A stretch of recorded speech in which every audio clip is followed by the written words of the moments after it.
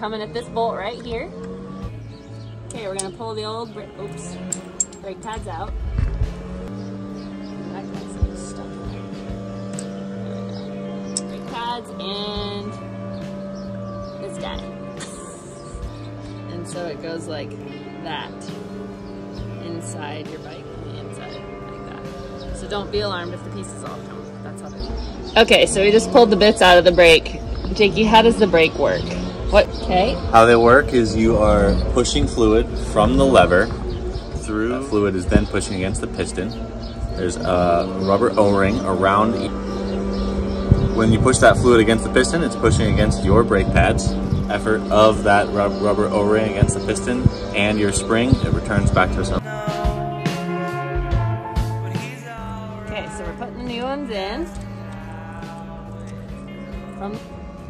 Everything's got to kind of line up, which it isn't.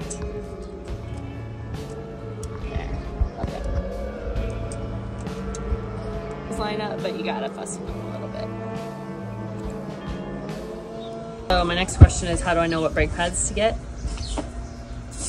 And my answer is you go to your local bike shop and have them help you with that, so that you don't order the wrong thing on the internet. The old brake pads, this is the box, and none of the numbers are the same. This is what my bike shop told me I need. So that's the answer. The derailleur out of your way. Lefty loosey. Ugh. Gonna want to bring your muscles to the bike.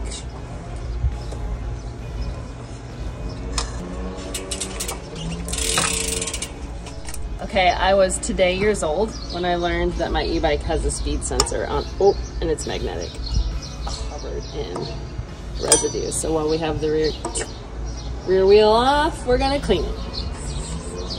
While we have the wheel off, we decided to go ahead and give it a good wipe down, because front wheel, we're gonna take those toasty brake pads out of there on your bike, and we're gonna pull. That's a toasty brake pad.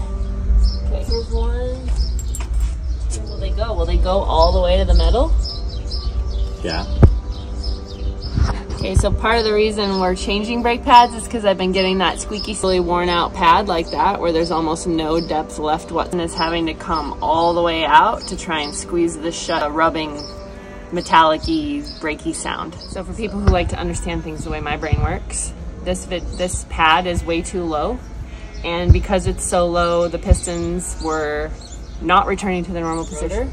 And so one of the things we can run into when we let our brake pads go this far is we may now need to also replace the rotor. That depth, which is maybe a millimeter, it's like a fingernail, as opposed to this one, which is almost completely flat. I mean, it's not even a millimeter or a fingernail, it's flat. Okay, because Megan was doing kind of a bad thing running her brake pads super low, you can see that rotor, I'm sorry, the piston on the right side, the new brake pads, they won't even. So.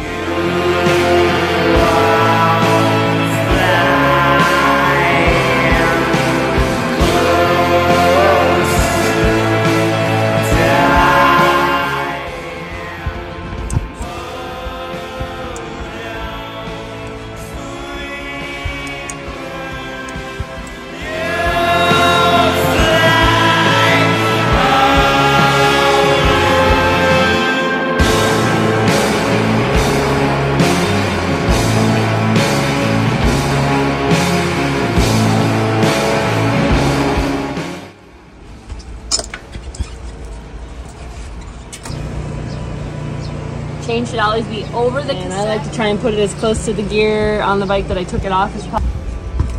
Righty tighty. Unlock.